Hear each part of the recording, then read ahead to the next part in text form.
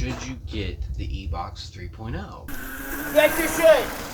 Whoa, calm down. I haven't said anything yet. Fair enough, fair enough. Probably should have waited for more information before recommending and just saying a vague yes. Time is yours, sir. As you can see, I've got the Ebox 3.0 in front of me. It's what most of my videos are about currently. Today we're going to be going over mostly the cons, because you can just watch my videos and see the things that are positive that you like about it just by literally looking at it. Thought a cat was getting my vehicle. But today we're going over the actual issues that I have with it. So far, here's a few things. I mean, obviously it's cool to have a, trustworthy battery supplier, because the battery comes with the bike rather than having to source that. Heard a crazy animal sound never heard. You don't have to source the battery and worry as much about the safety. It's got a good BMS in it, 180 amp peak charge or discharge rate, but you have to get the motor yourself. There are two motors currently that I'm sure can fit in there. I'm sure the FW01, no, FW11, like mini, might fit, but I think even that's like 4.75 inches. So I mean, it's just you know what? I'll show you. So on a lot of razors and other bikes, the swing arm has the bracket on both sides. So then you would get, around, let's say 5.5 inches. But if you look here, the bracket is placed off, and I'm sure that had to do with the way they designed it, but regardless, it's placed off in there a bit. So in all reality, there is one bolt on this side that catches the other side of the motor.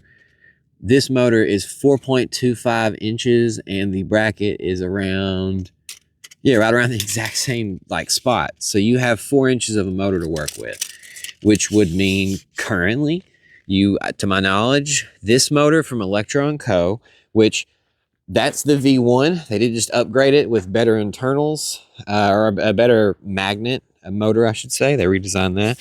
But it's only 5,700 watts. This is 5,000 peaks, so 700 extra watts.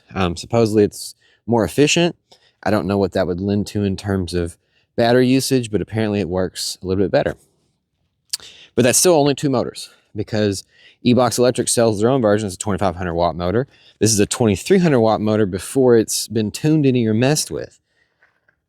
So that's one of the main problems, is you buy these things because you can upgrade and do a lot of stuff to them, but then you get hit with this, and it's not just minor changes you're going to have to make. It's pretty, this is mounted to here. If I pull it out differently, I don't know. And it'd be one thing if this was further up and I could use it as some kind of mount, but I can't. It's too close to the tire. And even then, with the motor being there, I can't go larger on a tire unless I get a bigger swing arm.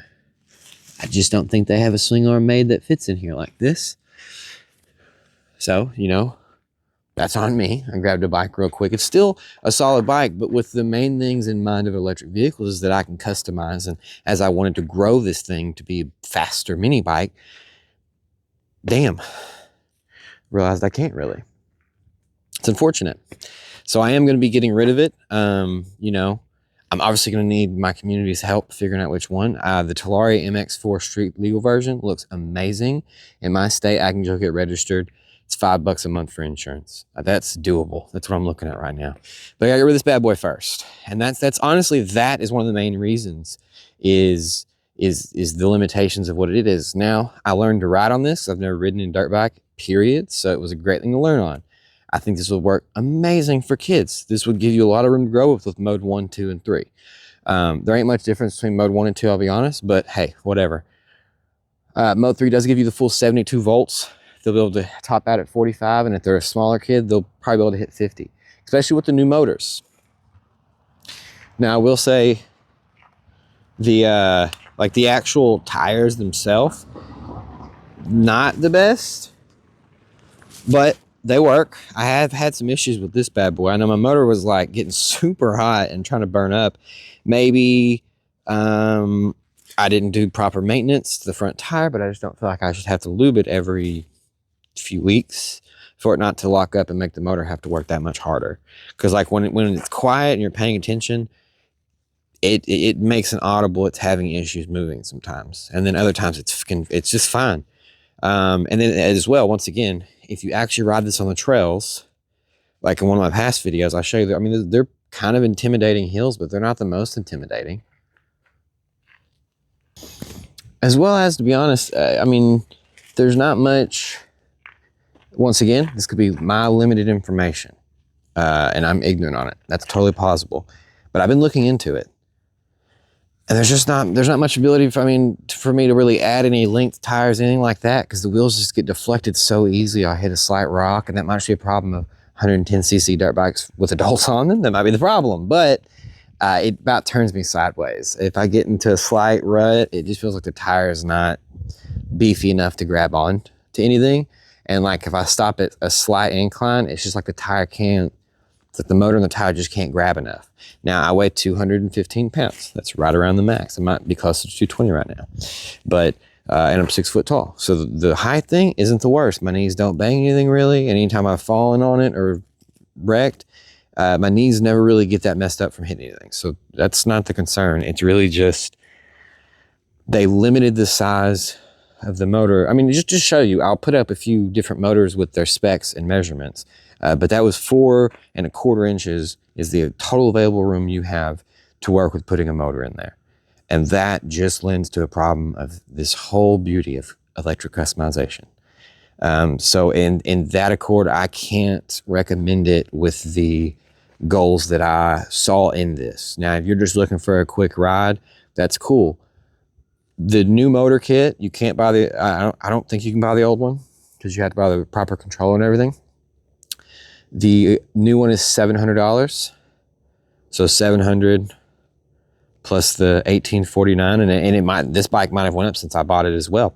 A lot of stuff's going up. So it's just one of those things where you might be better off just waiting on the ETM RTR, or to be honest, Raw Mantis X, a few hundred more dollars at that point, and you get a much more capable bike. You get a 1,500 extra watts, display. They have stuff where you can actually tune the controller yourself, and you can hook up lights, or go a little bit more than that, just a little bit. You get the Talaria or Talaria Road legal one. It comes with turn signals, reflectors, a new upgraded display, and a rear license plate holder. So if you live in a state like mine, Arkansas, where it kind of just lets you do, like, we don't even have vehicle inspections.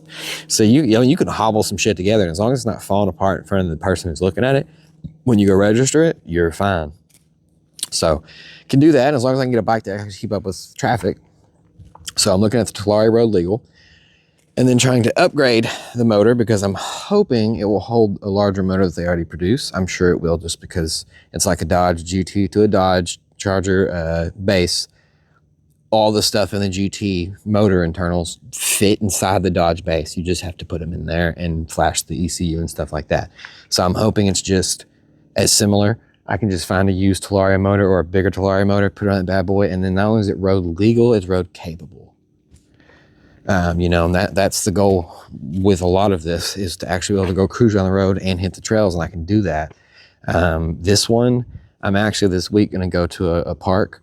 This coming Monday, I'm going to go to the park, and I'm going to try to see how long I can hoon around on it before security stops me or tells me to leave. So look forward to that video.